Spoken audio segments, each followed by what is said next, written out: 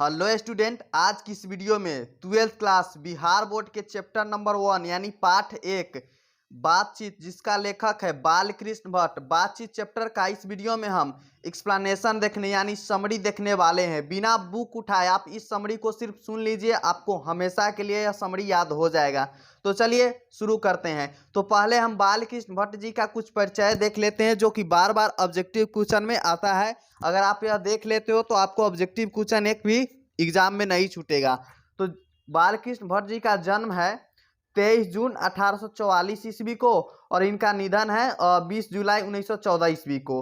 अब इनका निवास स्थान का बात करें तो इलाहाबाद उत्तर प्रदेश, और माता का नाम पार्वती देवी और पिता का नाम बेनी प्रसाद भट्ट है। तो ये रहा कुछ बालकृष्ण भट्ट जी के बारे में परिचय। अब हम बातचीत चैप्टर के यानी और बढ़ते हैं। तो हम चैप्टर की ओर आ गए। बातचीत बड़ा ही प्यारा चैप्टर है। यह बहुत ही छोटा चैप्टर है, आप सिर्फ सुन लीजिए, आपको याद हो जाएगा। यह 12 चैप्टर नहीं है और एक शॉट में ही ख़त्म कर देंगे हम इसको, यानी ज़्यादा घुमाने का ज़रूरत ही नहीं है। 10 से 15 मिनट में ख़त्म हो जाएगा, उससे भी कम मिनट में हो जाएगा ख़त्म। तो चलिए, इसे तो सभी स्वीकार करेंगे कि अनेक प्रकार की शक्तियाँ जो वरदान की भांति ईश्वर ने मनुष्यों को दी है, उनमें से वाक शक्ति भी एक है। यदि मनुष्य की इंद्रिया और अपनी अपनी शक्तियों में अविकल रहती है और वाक शक्ति मनुष्य में न होती, तो हम नहीं जानते कि इस गूंगी सृष्टि का क्या हाल होता। यहाँ पर लेखक जी कहना चाहते हैं कि ईश्वर ने वरदान की भांति ईश्वर मनुष्य के वाक शक्ति दी है, और मनुष्य की इंद्रिया अपनी अपनी वाक शक्ति में अविकल रहती है, और वाक शक्ति मनुष्य में न होती तो हम नहीं जानते कि इस गूंगी सृष्टि का क्या हाल होता है। यानी हम एक दूसरे से नहीं बात कर पाते और अपने हर सुख दुख शेयर नहीं कर पाते हैं।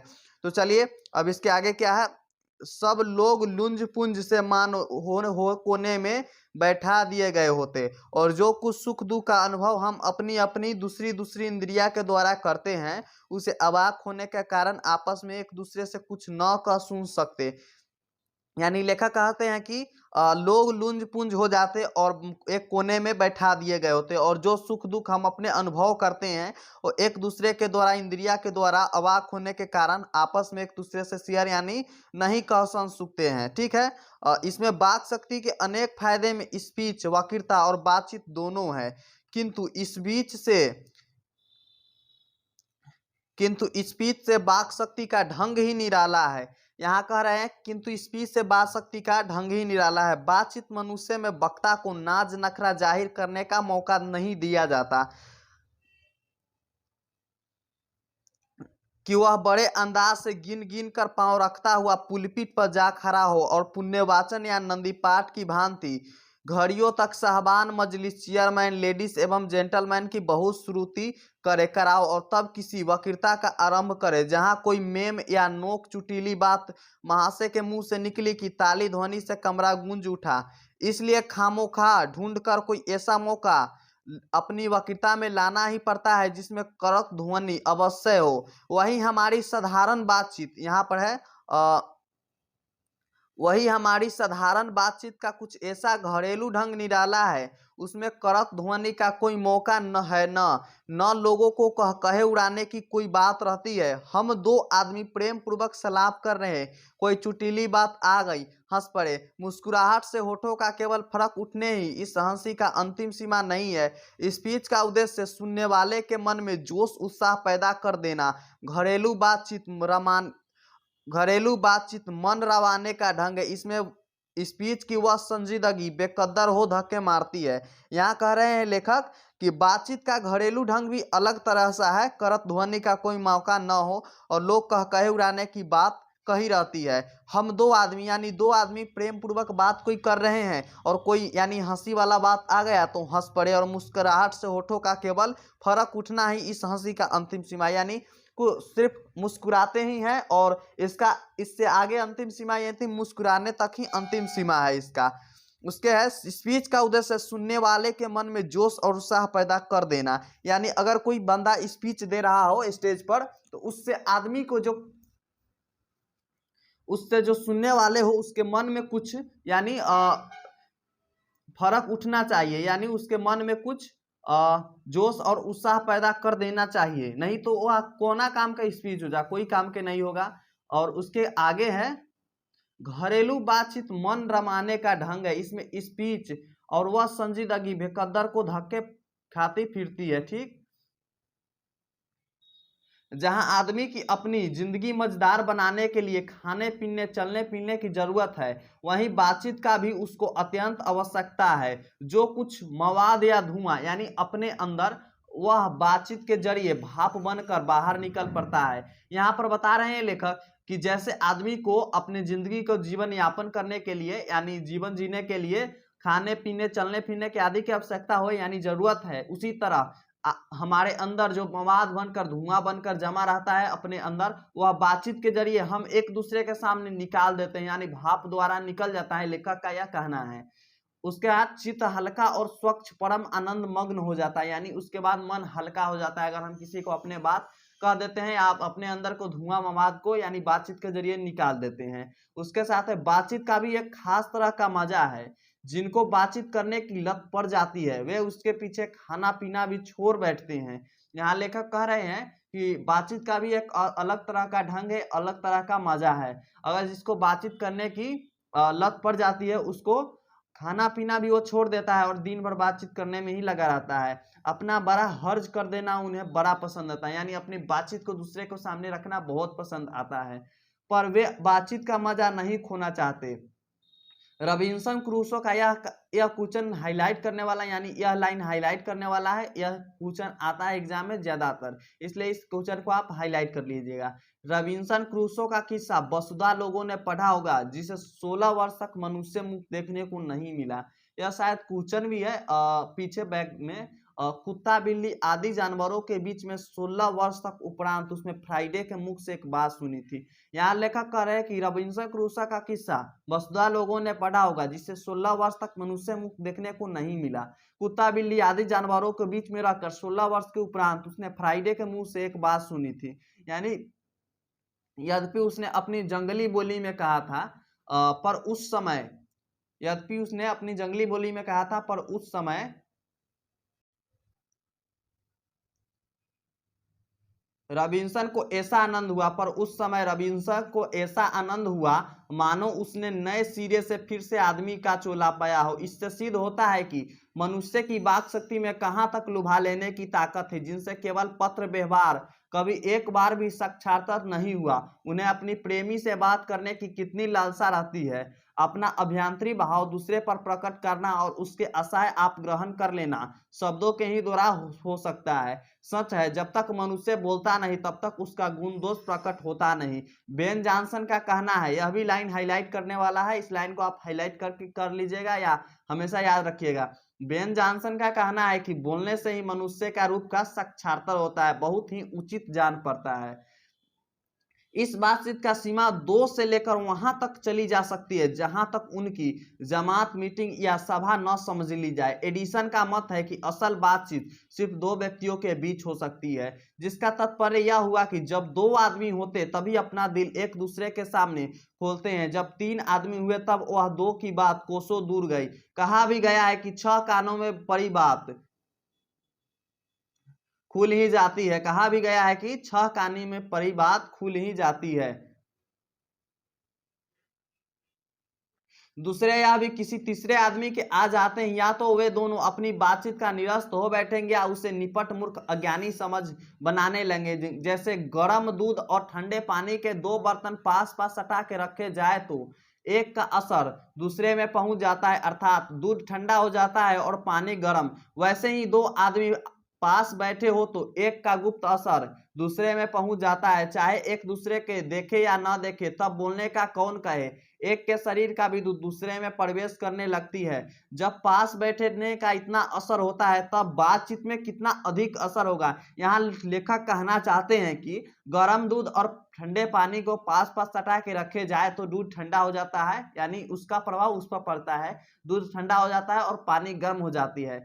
और यहाँ पर बातचीत का असर बोल रहे हैं कि चाहे एक दूसरे को देखे या ना देखे, अगर पास में 2 व्यक्ति बैठे हुए हैं और चाहे एक दूसरे को देखे या ना देखे, तो अब बोलने का कौन कहे और एक का कितना अधिक असर होगा। इसे एक का शरीर का भी दूसरे में प्रवेश कर जाता है। जब पास बैठने का इतना असर होता है एक दूसरे से, तब बातचीत में कितना अधिक असर होता होगा। इसे कौन न स्वीकार करेगा। अस्तु, अब इस बात को 3 आदमियों को साथ देखना चाहिए। अब लेखक कहते हैं कि अब इस बात को हम 3 आदमी के साथ देखना चाहते हैं। मानो एक त्रिकोण सा बन जाता है, तीनों चित्त मानो 3 कोण है और तीनों की मनोवृत्ति का प्रसरण की धारा मानो इस त्रिकोण की रेखाएं हैं।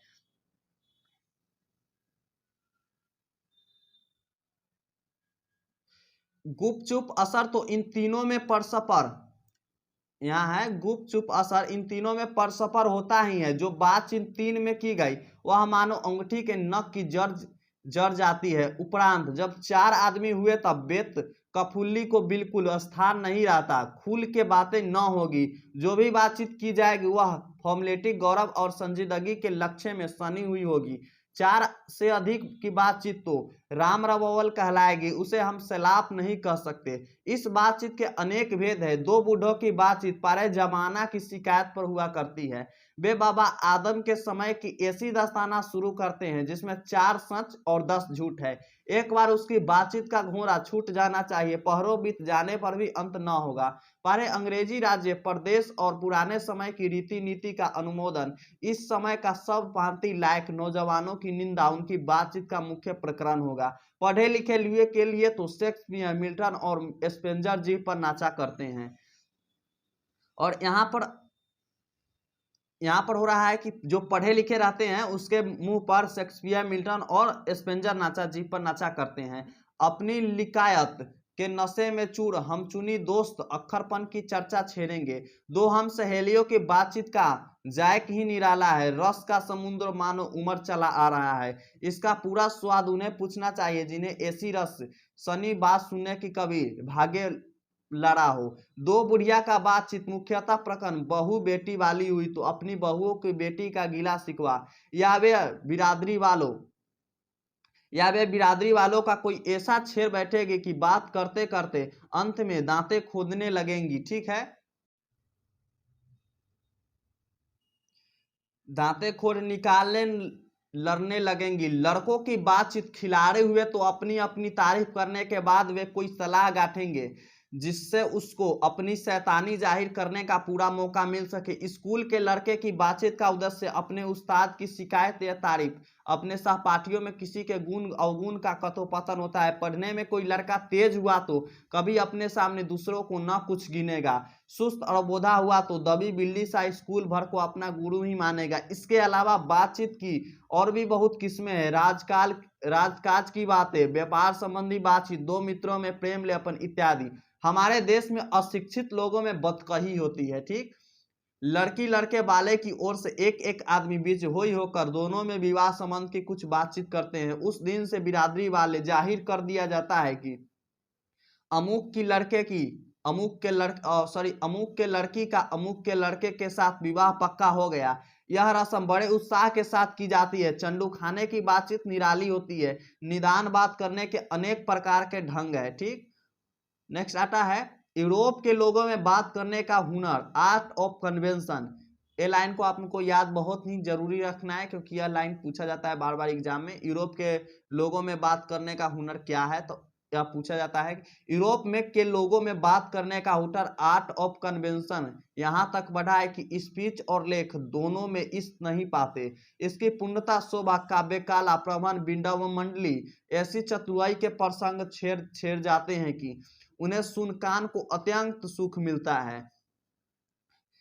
इसकी पूर्ण शोभा काव्यकाल प्रमीण बिंडावली में है। ऐसे चतुराई प्रसंग छेड़ जाते हैं कि उन्हें सुन कान को अत्यंत सुख मिलता है। सुखदेव गोष्ठी इसी नाम का है। सुखदेव गोष्ठी का बातचीत यह तारीफ है कि बात करने वाले की लिकायत अथवा पंडिताई का अभिमान या कपट नहीं एक बात में भी प्रकट न हो, वरन क्रम में रसाभास पैदा करने वाले शब्दों में बरकते हुए चतुर सयाने अपनी बातचीत को सरस रखते हैं। वह रस अपनी आधुनिक सूक्ष्म पंडित की बातचीत है। जिस शास्त्रार्थ कहते हैं सभी आवेग ही नहीं, मुर्ग और बटेर की लड़ाइया की झपटा झपटी के समान उनका निरस गांव में सरस सलाप की चर्चा सलाना व्यर्थ है। वरन कपट और एक दूसरे को अपन पंडिते के प्रकाश से बाद में परास्त करने का संघर्ष आदि रसाभास की सामग्री वहां तक बहुयात है साथ मिलेगी। घंटे भर तक काँव काँव करते रहेंगे, कुछ न कह बड़ी बड़ी।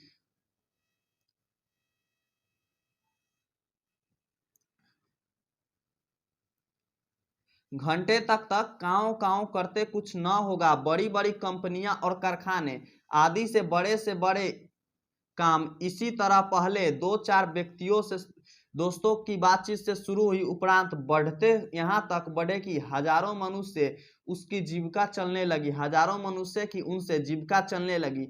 साल में लाखों की आमदनी होने लगी। 25वें वर्ष के ऊपर वालों की बातचीत अवश्य कुछ न कह कुछ सारक भीड़ तो होती है, अनुभव और दूरदर्शी की से खाली न होगी। और 25 से नीचे की बातचीत में यद्यपि अनुभव, दूरदर्शिता और गौरव नहीं पाया जाता, पर इसमें एक प्रकार का ऐसा दिल बहलाव और ताजगी रहती है जिसका मिठास उससे 10 गुना चढ़ी बढ़ी है। यहाँ तक हमने बाहरी बातचीत का हाल लिखा है जिसमें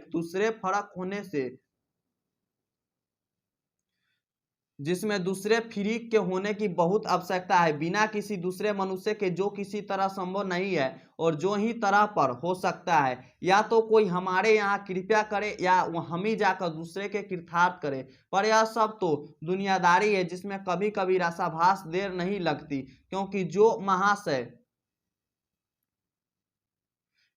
महाशय अपनी यहाँ पधारे उनकी दिलजोई न हो सकती, तो शिष्टाचार में त्रुटि होगी। अगर हम ही इनके यहाँ गए तो पहले तो बिना बुलाए जाना नहीं अनादर का मूल है, और जाने पर हमने माफी बर्ताव न किया तो मानो दूसरे प्रकार का नया घाव है। इसलिए हम सबसे उत्तम प्रकार बातचीत का हम ही यही समझते हैं,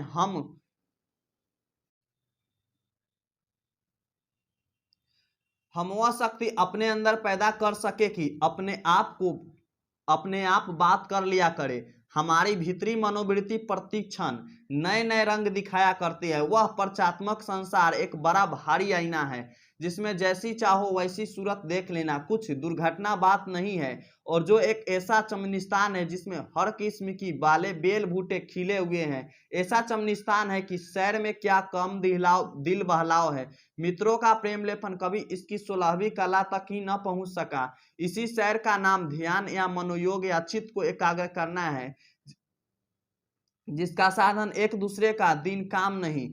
वर्षों के अभ्यास के उपरांत यदि हम थोड़ी भी अपनी मनोवृत्ति स्थिर करवाक हो, अपने मन के साथ बातचीत कर सके, तो मानो अभाग्य एक वाक शक्ति मात्र के दमन से न जाने कितने प्रकार का दमन हो गया। हमारी चिन्ह कतरनी के समान सदा स्वच्छंद चला करती है। उसे यदि हमने अपने काबू में कर लिया तो क्रोधाधिक बड़े अज्ञेय शत्रुओं को बिना प्रयास जीत अपने बस में कर डाला। इसलिए अबाक रह हमने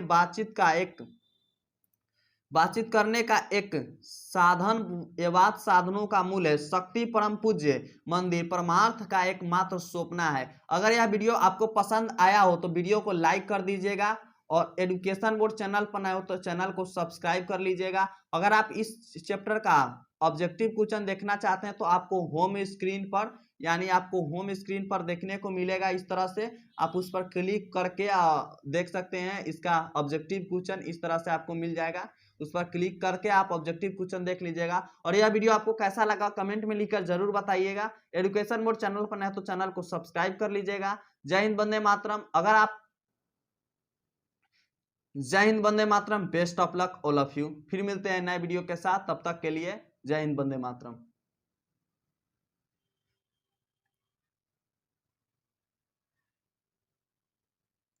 जय हिंद, वंदे मातरम। फिर मिलते हैं नए वीडियो के साथ, तब तक के लिए बाय बाय स्टूडेंट।